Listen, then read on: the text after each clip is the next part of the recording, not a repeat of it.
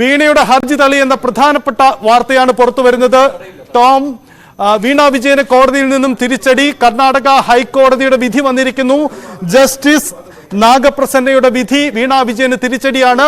SFIO അന്വേഷണം തുടരും. SFIO അന്വേഷണ ഏജൻസിക്ക് അന്വേഷണവുമായി മുന്നോട്ട് പോകാം എന്ന പ്രധാനപ്പെട്ട കാര്യമാണ് വന്നിരിക്കുന്നത്.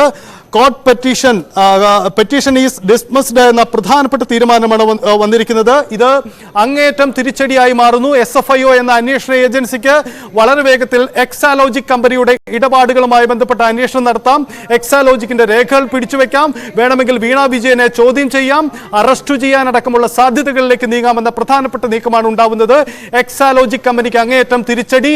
ഈ കമ്പനി SFIO അന്വേഷണവുമായി മുന്നോട്ട് പോകുന്നു. അന്വേഷണ ഏജൻസിക്ക് മുന്നോട്ട് പോകുന്നതിന് തടസ്സമില്ല എന്ന പ്രധാനപ്പെട്ട നിരീക്ഷണമാണ് ജസ്റ്റിസ് M നാഗപ്രസന്നയുടെ ബെഞ്ച് നടത്തിയിരിക്കുന്നത് എന്നതാണ് പ്രധാനപ്പെട്ട കാര്യം. സംസ്ഥാനത്ത് അങ്ങേറ്റം പ്രധാനപ്പെട്ട രാഷ്ട്രീയ നീക്കങ്ങൾക്കും വിവാദങ്ങൾക്കും ഒക്കെ ഇടവെക്കുന്ന വിധിയായി ഇത് മാറുന്നു എന്നതാണ്.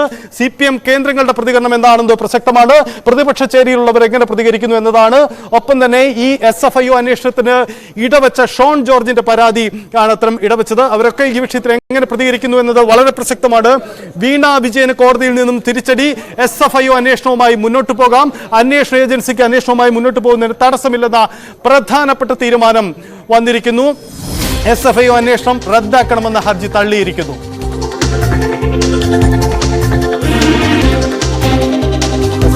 എന്തായാലും വീണ വിജയനെ സംബന്ധിച്ചും CPM-നെ സംബന്ധിച്ചും വലിയൊരു തിരിച്ചടി തന്നെയാണ്.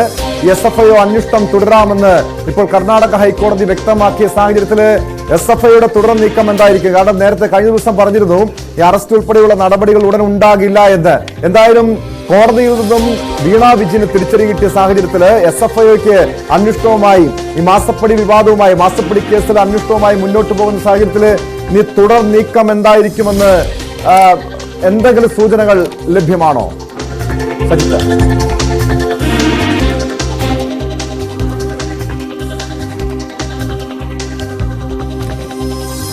അതെ, അങ്ങേറ്റം പ്രസക്തമായ നീക്കത്തിലേക്കാണ് കോടതി എത്തിയിരിക്കുന്നത്. മാസപ്പടി കേസിൽ മുഖ്യമന്ത്രിയുടെ SFIOയുടെ അന്വേഷണം, അവർക്ക് അന്വേഷണവുമായി മുന്നോട്ട് പോകാം. മാസപ്പടി കേസിൽ പ്രധാനപ്പെട്ട നീക്കം ഇനി ഉണ്ടാവുന്നു എന്നതാണ്. മാസപ്പടി കേസിൽ വീണ വിജയന് തിരിച്ചടി. SFIO അന്വേഷണം തുടരാം. എക്സാലോജിക് എന്ന കമ്പനി നൽകിയ ഹർജി തള്ളി. വീണ വിജയന് രാഷ്ട്രീയപരമായി തന്നെ വലിയ പ്രത്യാഘാതമുണ്ടാക്കുന്ന കോടതി വിധിയായി ഇത് മാറുന്നു എന്നതാണ് സാഹചര്യം. ഇത് വീണ വിജയൻ എന്ന വ്യക്തിക്കുണ്ടായ തിരിച്ചടി മാത്രമല്ല, സംസ്ഥാന സർക്കാരിനെതിരെയാണ്, മുഖ്യമന്ത്രിക്കെതിരായി ഈ കോടതി വിധി മാറുന്നു എന്നതാണ്. ഒരു കേന്ദ്ര ഏജൻസിയുടെ അന്വേഷണം സുഗമമായി മുന്നോട്ട് കൊണ്ടുപോകുന്നതിന് മറ്റ് തടസ്സങ്ങളില്ല എന്നതാണ് കോടതി നിരീക്ഷിച്ചിരിക്കുന്നത്. നമുക്ക് വീണ വിജയന്റെ